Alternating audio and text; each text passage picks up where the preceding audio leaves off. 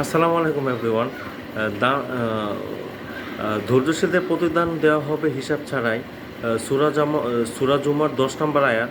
I repeat it, আল্লাহ তাআলা পবিত্র কোরআনে বলেছেন যে ধৈর্যশীলদের প্রতিদান দেওয়া হবে হিসাব ছাড়াই। সূরা জুমার 10 নম্বর আয়াত।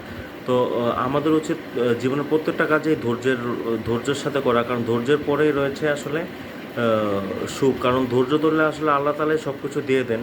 আর যে কোনো পরিস্থিতিতে সাহাবারা তাবেঈনরা ধৈর্য ধারণ করতেন, কারণ আল্লাহ তাআলা আসলে ধৈর্যশীলদের পছন্দ করেন, ভালোবাসেন, আর ধৈর্যশীলদের সাথে থাকেন।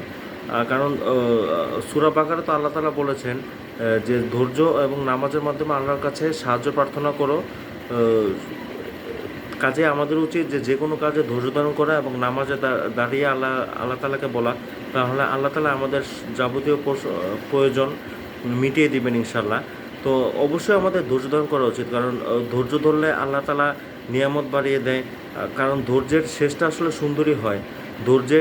ধৈর্য ধরলে আল্লাহ তাআলা এমনভাবে দেন যা আসলে আমরা কল্পনার চেয়েও আল্লাহ তাআলা আমাদেরকে বেশি কিছু দিয়ে থাকেন।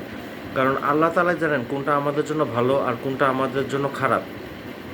কাজে আমাদের উচিত আসলে বিপদ আপদে ধৈর্য ধারণ করা, সুখের সময় বেশি বেশি দোয়া করা, কারণ সুখের সময় বেশি বেশি দোয়া করলে আল্লাহ তাআলা দুঃখের দিনে আমাদেরকে ভালো কিছুই দান করবেন।